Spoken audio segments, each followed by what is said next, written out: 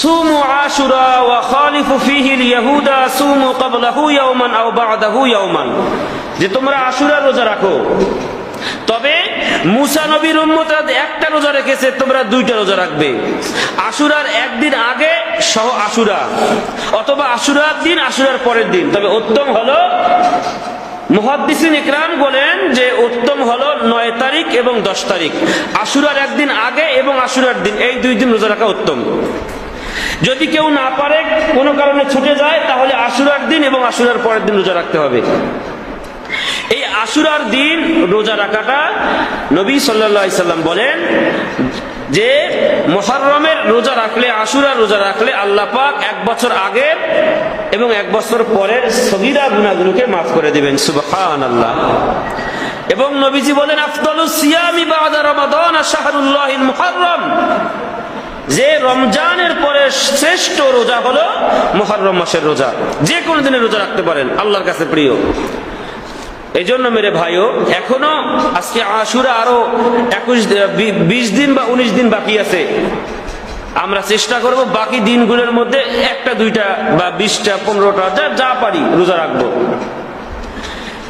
এই দিনে, এই মুহররম মাসেই ইসলামের ইতিহাসে একটি মর্মান্তিক ঘটনা, কারবালার ইতিহাস, কারবালার এই ট্র্যাজেডি, কারবালার এই ইতিহাস ইসলামী ইতিহাসের মধ্যে একটি মর্মান্তিক এবং দুঃখজনক ইতিহাস। এই ইতিহাসের লম্বা ঘটনা। যখন ইয়াজিদ কুফার মধ্যে তার খেলাফত কায়েম করলো, খেলাফত কায়েম করার পরে মক্কা মদিনা বিভিন্ন জায়গায় সে গভর্নর নিযুক্ত করলো।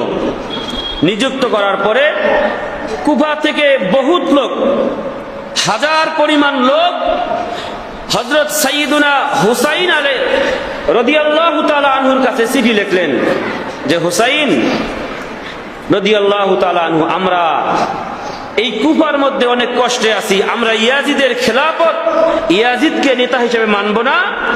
আপনি যদি দয়া করে কুফায় আসেন, আমরা আপনাকে আমিরুল মুমিনিন মানব, আপনার কাছে বাইআত গ্রহণ করব। তখন হযরত হুসাইন রাদিয়াল্লাহু তাআলা আনহু মদিনা থেকে কুফায় যাওয়ার উদ্দেশ্যে প্রথমে মক্কায় আসলেন।